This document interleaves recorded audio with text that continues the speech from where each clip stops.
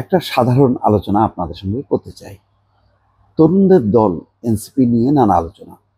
সেই আলোচনায় যেটি এখন এই মুহূর্তে দাঁড়ালো যে এনসিপি কি এগুচ্ছে নাকি পিছাচ্ছে, নানা বিতর্ক। সেই বিতর্ক ছাপিয়ে একটা বিষয় আসলো যে ডক্টর ইউনূসের উপর ভর করতে যেই কি এনসিপি পথ হারালো, এমন একটা আলোচনা কিন্তু আমার সহকর্মী করেছেন একটা টেলিভিশনে। আমিও নিজেও ছিলাম তার সাথে, গ্লোবাল টেলিভিশনে। তিনি বলছেন যে এনসিপির সবচেয়ে বড় ক্ষতিটা করছে ডক্টর মোহাম্মদ ইউনূস নিজে। কেন করেছে? বলেছে যে তাদেরকে রাজনীতি করতে দেওয়া হয়েছে, তাদেরকে সচিবালয় তদবির করতে দেওয়া হয়েছে, তারা বিভিন্ন জায়গায় জায়গায় গিয়ে যখন নাকি বিভিন্ন পদযাত্রায় সমাবেশ করেছে, তার পূর্ণ প্রোটেকশন দিয়েছে সরকার। এটা করতে যেয়ে মানুষের কাছে প্রমাণ হয়েছে যে অন্য 5টা রাজনৈতিক দলের থেকে এনসিপি আলাদা। এই যে এনসিপি আলাদা, এটা মানুষ ভালোভাবে নেয়নি। যখন দেখেছে চাকচিক্য, সেখানে সেনাবাহিনী আছে, পুলিশ, র্যাব, বিজিবি প্রোটেকশন দিয়ে দিয়ে বিভিন্ন জায়গায় সমাবেশ করাচ্ছে, ডগ স্কোয়াড দিয়েছে তারা চট্টগ্রামে যেই হোটেলে ছিল।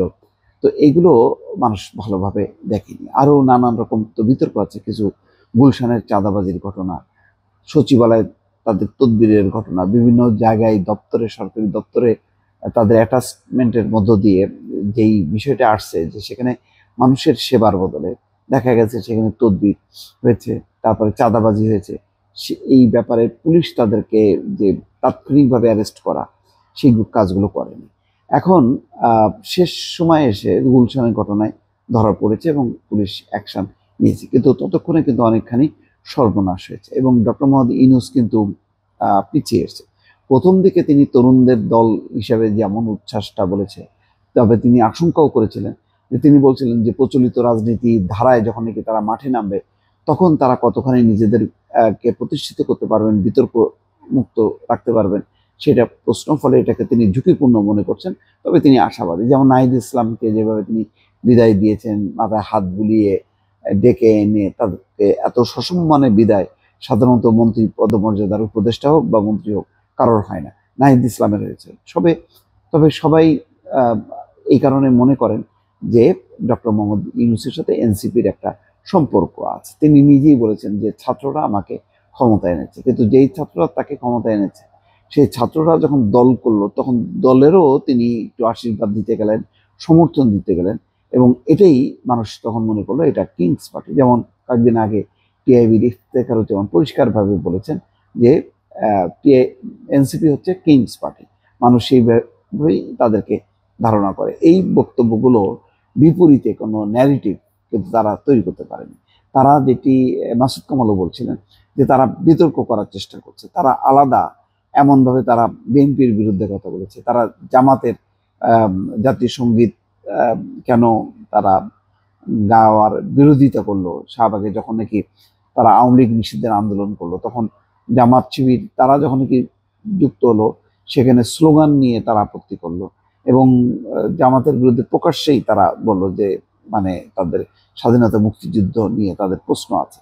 আবার বিএনপির ব্যাপারে তাদের চরম আপত্তি যে বিএনপি এই সংবিধানকে রক্ষা করতে চায়, সংবিধানকে রক্ষা করার মধ্যে দিয়ে তারা ফ্যাসিজম কায়েম করতে চায় এবং তারা বলছে যে একটা ফ্যাসিবাদকে সরিয়ে আমরা আরেকটা ফ্যাসিবাদ আনবো না।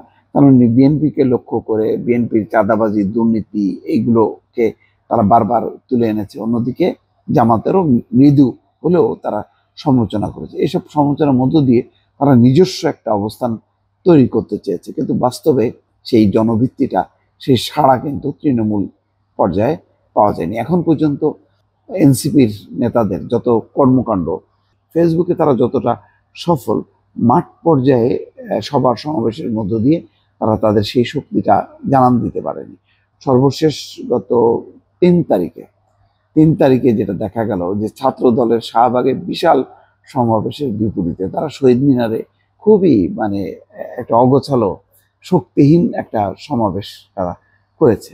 এর ফলে আরও কিন্তু তাদের অবস্থানটা ডাউন ট্রেন্ড হয়েছে। এর মধ্যে আবার 5 তারিখে হঠাৎ করে তাদের 5জন নেতা ঢাকা ছেড়ে চলে গেলেন কক্সবাজার। একজন নেতা বললেন যে নাসিরুদ্দিন পাটোয়ারি, যে সে সমুদ্রের পাড়ে বসে দল নিয়ে, দেশ নিয়ে, ভবিষ্যৎ নিয়ে তিনি চিন্তা করেছেন এবং চিন্তার খোরাক যোগায় সাগর পাড়ে বসে থাকলে।